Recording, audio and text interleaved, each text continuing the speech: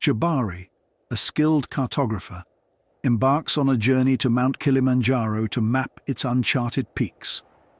In a hidden valley, he discovers a crystalline artifact.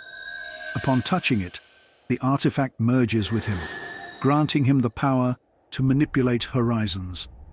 Jabari can now bend distant landscapes, creating optical illusions that disorient foes or craft safe passageways through treacherous terrains. As he experiments with this newfound power, a rival expedition arrives, seeking to exploit the mountain's mystical resources, threatening the fragile ecosystem. Their reckless actions awaken ancient mountain spirits, putting the balance of nature at risk.